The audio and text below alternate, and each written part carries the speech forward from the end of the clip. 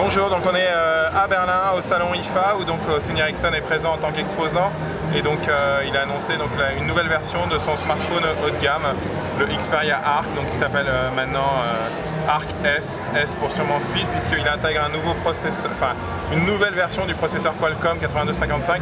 Précédemment il était 1 GHz, maintenant il est à 1,4 GHz, donc c'est un peu plus rapide, j'ai pas de quoi comparer.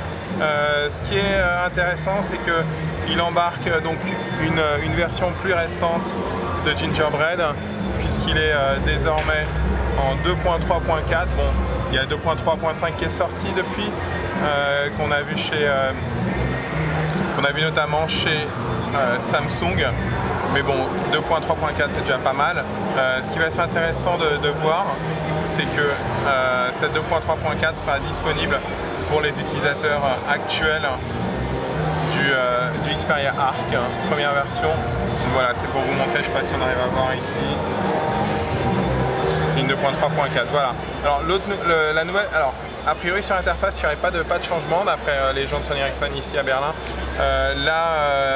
La nouveauté en plus du processeur, c'est qu'il y a une fonction qui permet de faire des photos 3D en panorama. Donc j'ai un peu discuté avec le vendeur parce que vu qu'il n'y a qu'une seule caméra, on ne peut pas faire des vraies photos en 3D. En fait, ce qui se passe, c'est qu'on fait une photo en panorama et après logiciellement il simule de la 3D, donc il fait un petit décalage d'image a priori.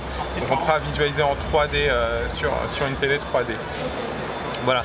L'autre nouveauté aussi, c'est qu'il y a un nouveau coloris. Avant on n'avait que du noir et de l'argent, et désormais il y a un coloris blanc qui a l'air assez sympa quand même, hein.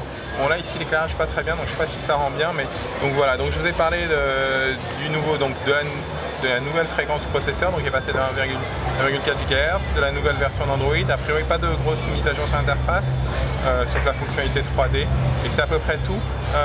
Il serait a priori disponible dans quelques semaines, 2 à 3 semaines après la personne de Sony Ericsson ici. Voilà, donc sachez que nous on a déjà testé le premier Xperia Arc sur GPS & Co. Donc vous pouvez relire le test si vous voulez. Donc je vous invite à nous retrouver sur GPS & Co, www.gpsandco.com, et donc il y aura aussi un lien direct vers GPS & Co depuis YouTube Dailymotion. Voilà.